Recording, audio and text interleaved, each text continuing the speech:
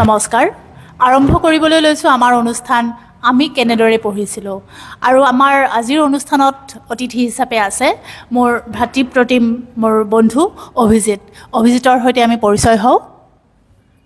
নমস্কাৰ, মোৰ নাম শ্ৰী অভিজিত কলিতা। মই ৰঙিয়া সমষ্টিৰ অন্তৰ্গত সোণেশ্বৰ গাঁৱৰ বাসিন্দা হয় আৰু বৰ্তমানে মই উত্তৰ কামৰূপ পথ সংমণ্ডলত সহকাৰী হিচাপ বিষয়া হিচাপত কৰ্মৰত হৈ আছোঁ।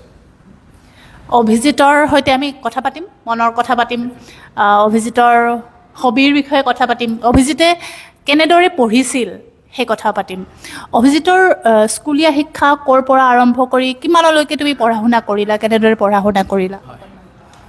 মোৰ স্কুলীয়া শিক্ষা হাইস্কুল শেষান্ত পৰীক্ষা দিছিলোঁ মই পাইনিয়াৰ একাডেমীৰ পৰা 2007 বৰ্ষত মই পাছ কৰা। তাৰ পৰা মই উচ্চতৰ মাধ্যমিক যিটো বিজ্ঞান শাখাত মই নামভৰ্তি কৰিছিলোঁ ৰঙিয়া উচ্চতৰ মাধ্যমিক বিদ্যালয়ত, তাৰ পৰা মই উত্তীৰ্ণ হৈছিলোঁ।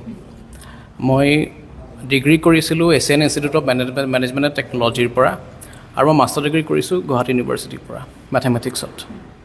এইখিনিয়ে। আৰু বৰ্তমানেও যদি ক'ব যাওঁ, বৰ্তমানে মই আৰু এটা ডিগ্ৰী কৰি আছোঁ, MA ইন এডুকেশ্যন কৰি আছোঁ। এইটো ডিষ্টেঞ্চত কৰি আছোঁ, আমাৰ কে হেণ্ডিকৰ পৰা কৰি আছোঁ। আচলতে পঢ়াৰ শেষ নাই, আচলতে সেইটো আমি কওঁ, মানে লাৰ্ণিং প্ৰচেছটো এটা খুব দীঘলীয়া, গোটেই জীৱন চলিব পাৰে তেনেকুৱা কথা। আৰু পঢ়ি ভাল পোৱা মানুহবিলাকে আচলতে পঢ়ি ভালেই পায় আৰু পঢ়া কামটো এটা হবিৰ ভিতৰতে পৰে। আৰু একদম চিধাকৈ সুধিছোঁ, আমাৰ অনুষ্ঠানৰ নামেই হ'ল আমি কেনেদৰে পঢ়িছিলোঁ, তুমি কেনেদৰে পঢ়িছিলা? প্ৰথমতেতো মই ধন্যবাদ জনালোঁ আপোনাক মোক এই অনুষ্ঠানলৈ আমন্ত্ৰণ কৰি অনাৰ বাবে। মই নিজকে ইমান বেছি জনা বুলি নাভাবোঁ, কেতিয়াও মই কাকো বৰ বেছি উপদেশ দিও ভাল নাপাওঁ। তথাপিতো যদি ভাবিছে মই কিবা অলপমান সহায় কৰিব পাৰিম বুলি, তাকে যথেষ্টখিনি ধন্যবাদ জনালোঁ।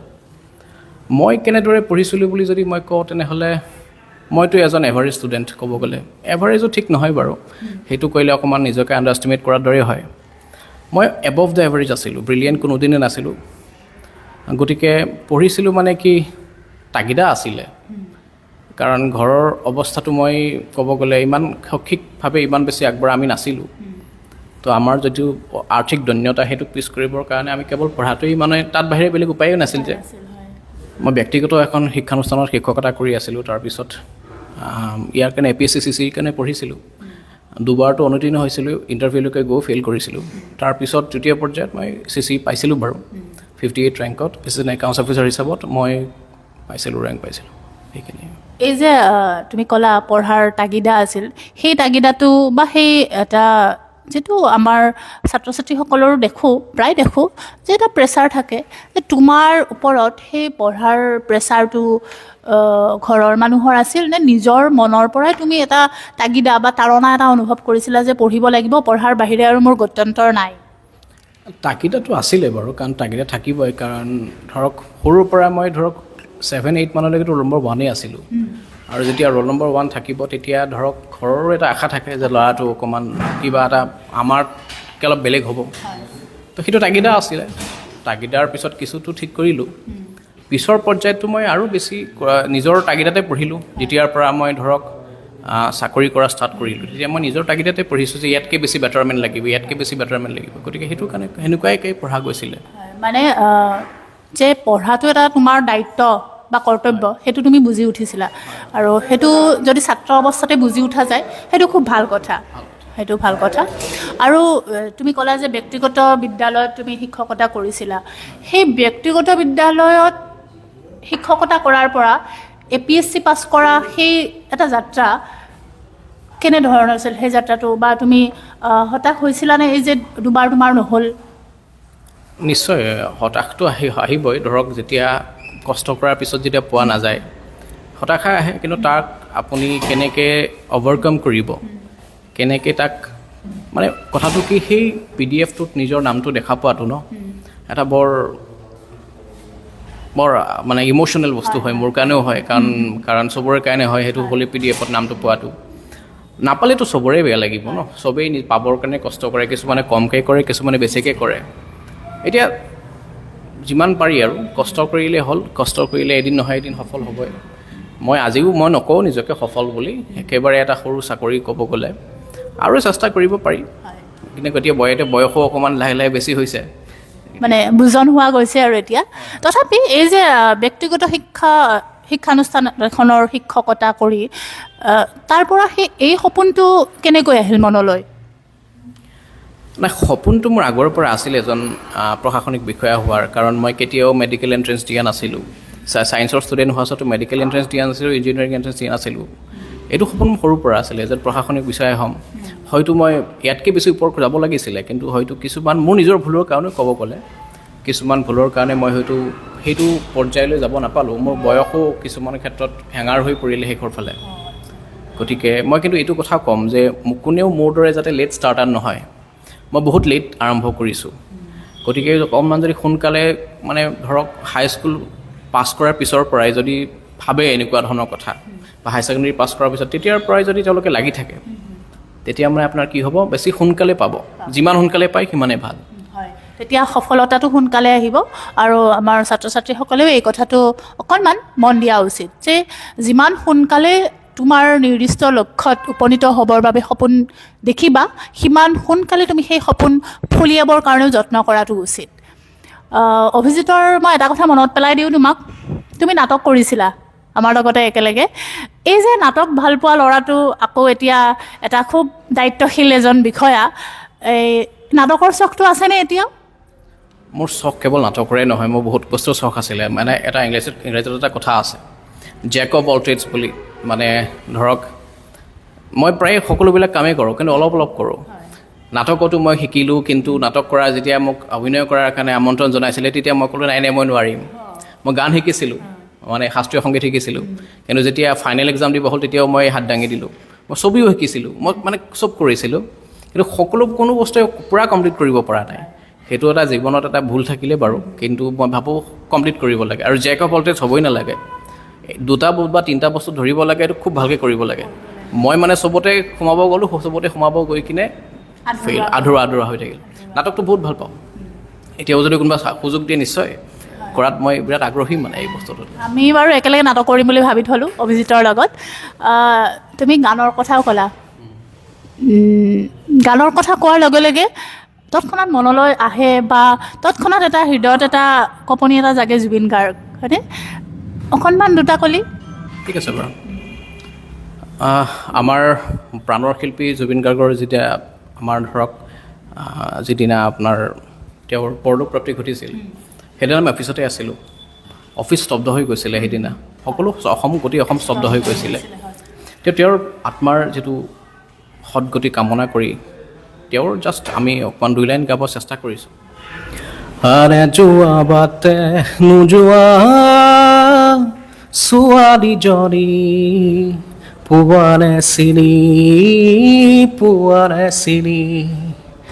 আৰে যোৱা বাটে নোযোৱা ছোৱালীজনী পুৱাৰে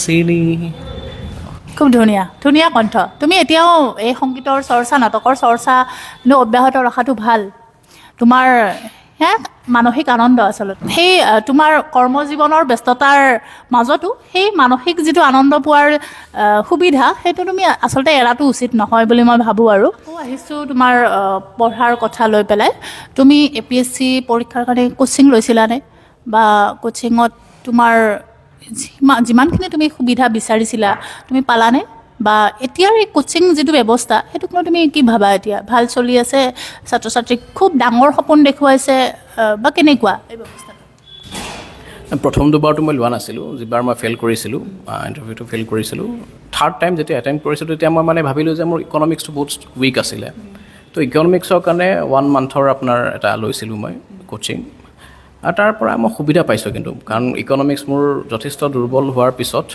সেইখিনি মই পিছত মানে তাক টেকেল কৰিব পৰা হৈছোঁ ইকনমিক্স পাৰ্টটো বাকীটো এতিয়া ভালেই কোচিং ইণ্ডাষ্ট্ৰীও এতিয়া ধৰক চলি আছে অসমত সপোন দেখুৱাইছে আৰু সেই সপোনৰ পিছত চবেই দৌৰিও আছে কিন্তু নিজৰ কষ্ট লাগিব কোচিং চেণ্টাৰে আপোনাক ধৰক সপোন দেখুৱাব পাৰে আপোনাক বাটটো দেখুৱাব পাৰে বাটটো নিজে ল'ব লাগিব আৰু যিখিনি কোচিং মেটেৰিয়েল মোক প্ৰায় যিবিলাক মানুহে লগ পায় প্ৰায় সোধে কোচিং মেটেৰিয়েলখিনি যিখিনি দিয়ে PDF হওক মোক পঢ়াটো ভাল পঢ়িব লাগে তাত বাহিৰেও কিন্তু মেইন বুকখিনি পঢ়িব লাগে অকণমান সেইটো মই অকণমান ক'ব বিচাৰোঁ আৰু যিখিনি এক্সপাৰিয়েঞ্চ আছে তুমি ক'লা যে তোমাৰ পঢ়াৰ চখ আছে আৰু তুমি এতিয়াও পঢ়ি আছা, বৰ্তমানেও তুমি পঢ়ি আছা।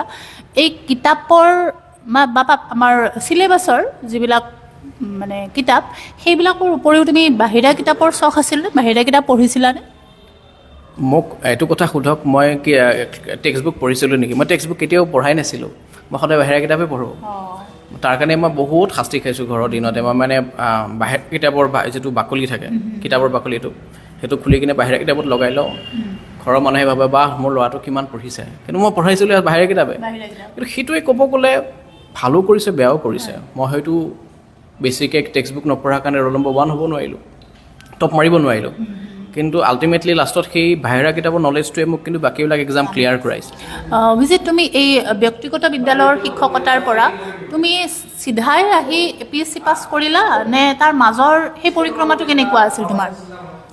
নাই, চিধাইহেতো পাছ কৰা নাই। মই তাৰ উপৰিও বহুতকেইটা এক্সাম পাছ কৰিছোঁ, কেন্দ্ৰীয় চৰকাৰ তথা ৰাজ্যিক চৰকাৰৰ।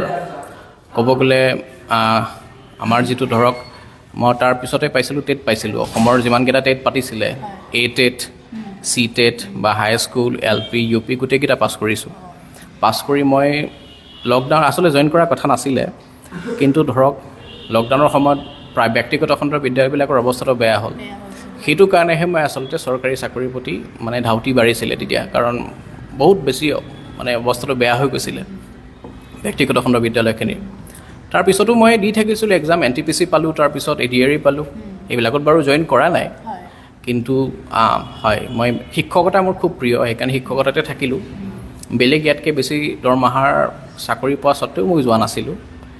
শেষত বাৰু আহিব লগা হ'ল শিক্ষকতা এৰি কিনে। কিন্তু এতিয়াও মোৰ ইচ্ছা আছে যে মোৰ ইচ্ছা আছে শিক্ষকতা ক্ষেত্ৰখনতে আৰু কিবা কৰা। মই যদি জীৱনত কেতিয়াবা সুযোগ পাওঁ, তেনেহ'লে নিশ্চিতভাৱে মই শিক্ষকতাৰ ক্ষেত্ৰখনত আৰু কিবা কৰিবলৈ চেষ্টা কৰিম।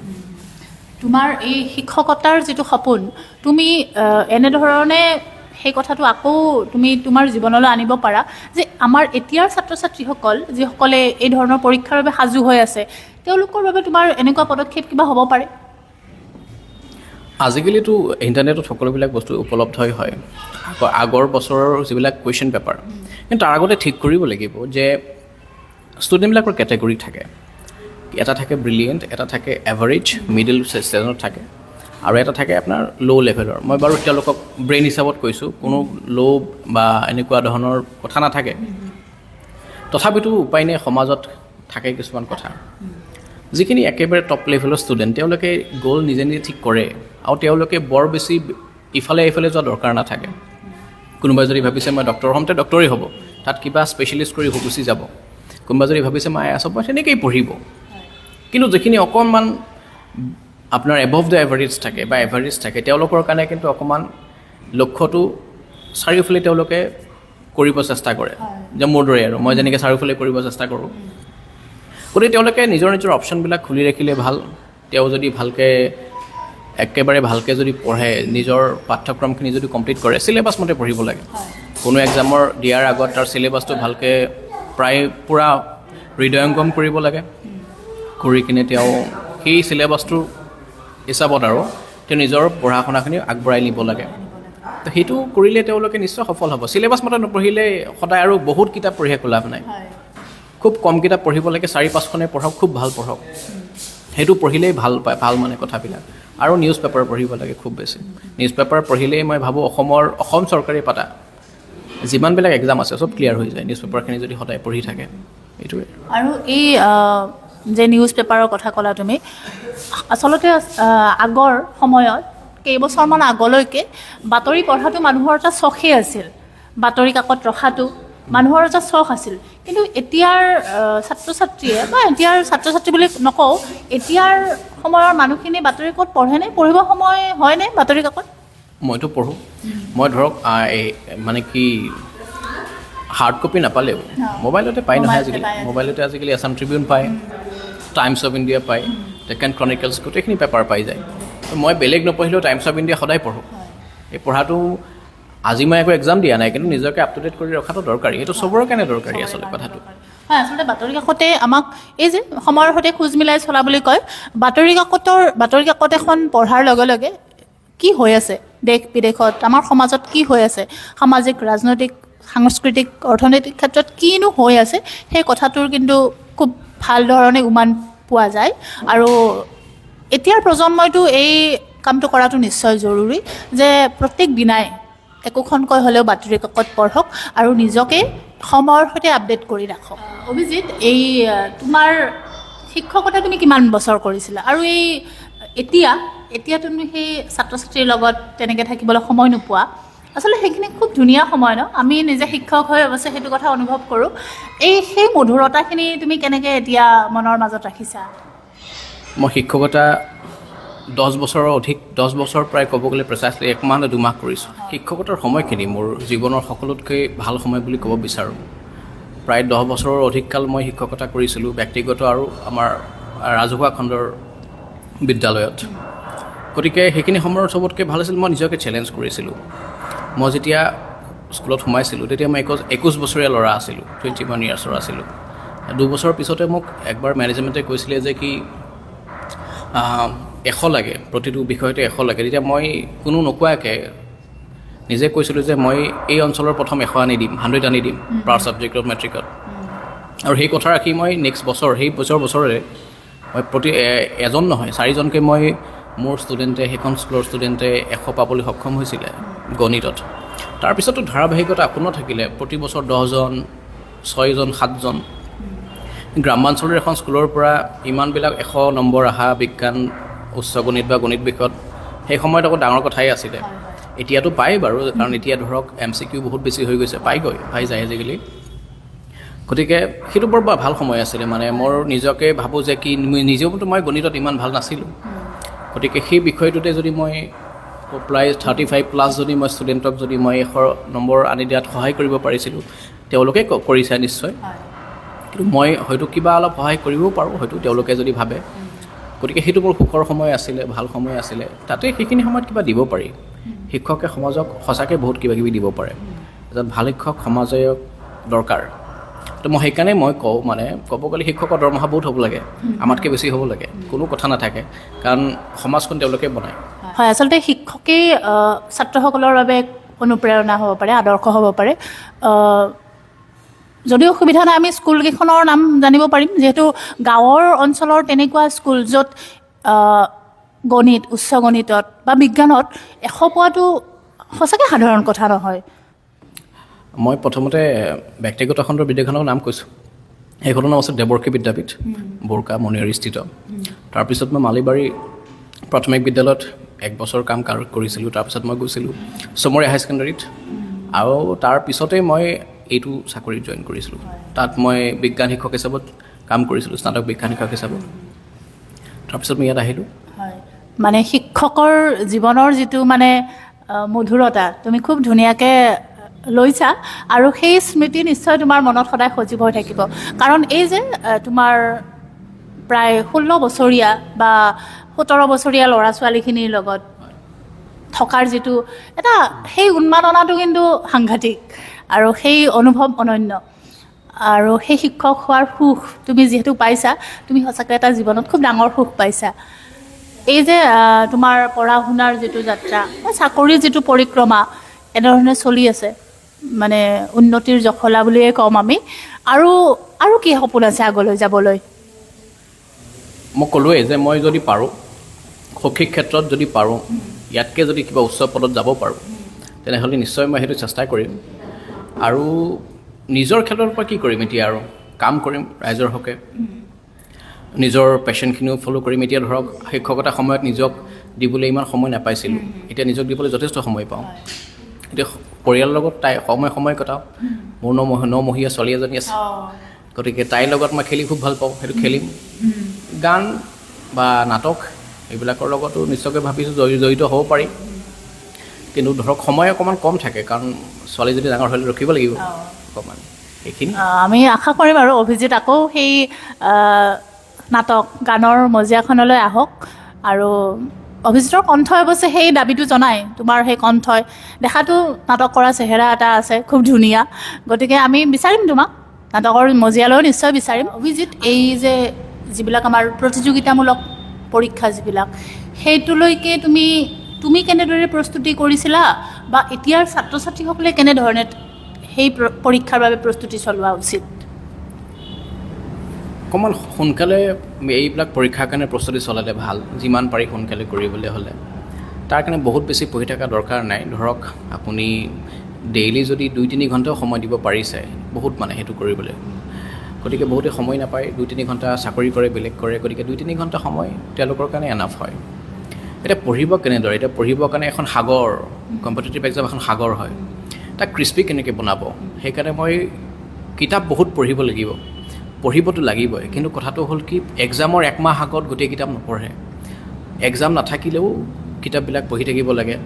নিজৰ কাৰণে খুব বেছি 6খন বা 5খন কিতাপ ফ'ল' কৰিব লাগে, আৰু সেইকেইখন কিতাপকে এনচাইক্লোপিডিয়া বনাই দিব লাগে।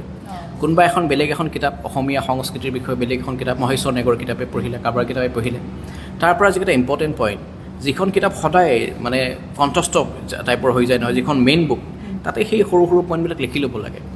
তাৰ কাৰণে যদি মহেশ্বৰ নেগৰ বিষয়ে কিবা জানিব লাগে, যাতে 2খন কিতাপ চাব লগা লাষ্টৰ সময়ত নহয়, এইখনৰ যিখিনি ইম্পৰ্টেণ্ট বস্তু তাত লিখি ল'ব লাগে।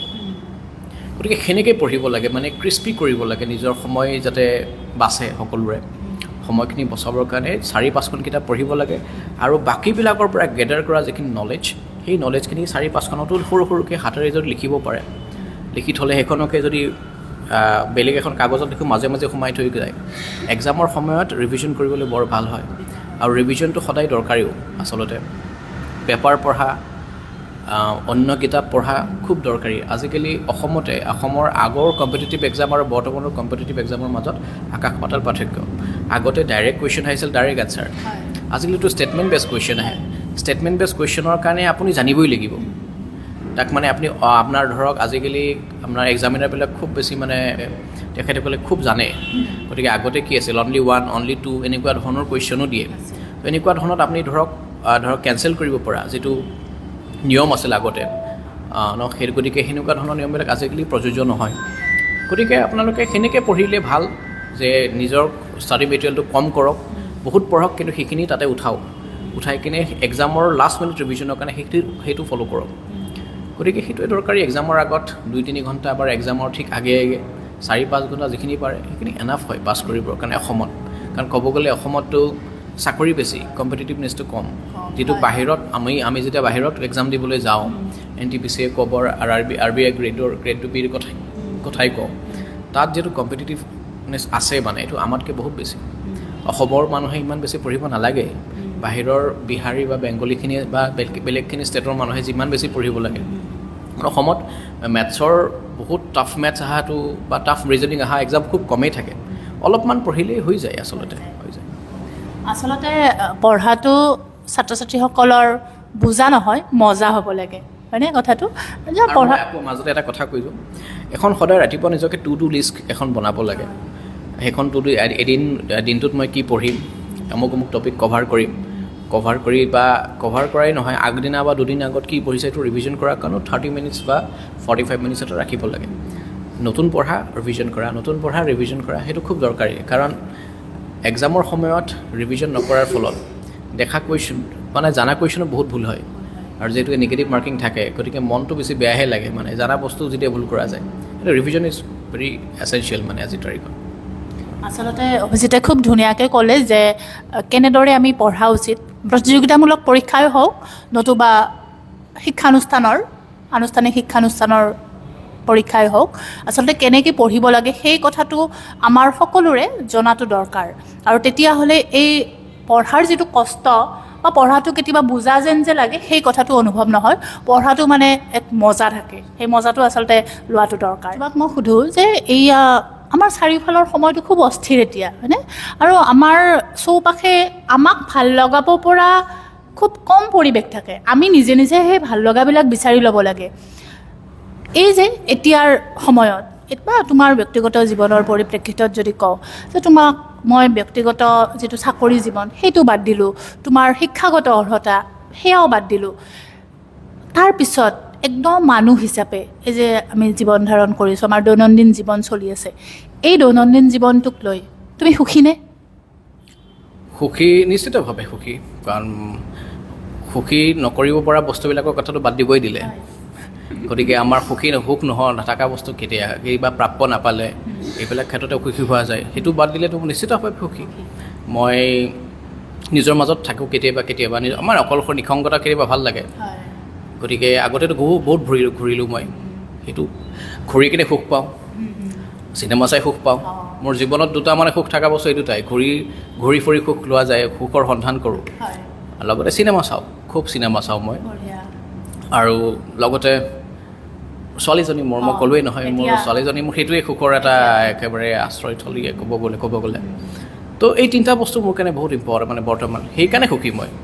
এতিয়া ক'ব গ'লে ঘূৰিব বেছি যাব নাপাওঁ সময়ৰ অভাৱৰ কাৰণে, কিন্তু নিশ্চিতভাৱে মই আশা কৰিছোঁ মোৰ ছোৱালী যদি 1.5-2 বছৰীয়া হওক, একেলগে ঘূৰিব যাম, সুখী হ'ব পাৰিম। আমি তাইলৈ আমাৰ তৰফৰ পৰা শুভকামনা জনাইছোঁ, তাইও ভাল মানুহ হওক আৰু আমাৰ জীৱন যাত্ৰা এনেকৈ চলি থাকক। তোমাৰো চাকৰি জীৱন, আচলতে তোমাক আমি ৰঙিয়াত পায়ে সৌভাগ্যৱান বুলি ভাবিছোঁ আমি নিজকে, আৰু তোমাক বন্ধু হিচাপে বা ভাইটিৰ নিচিনাকৈ ভাবিলে সেই কথাটোতো আমাৰ খুব গৌৰৱ হয়।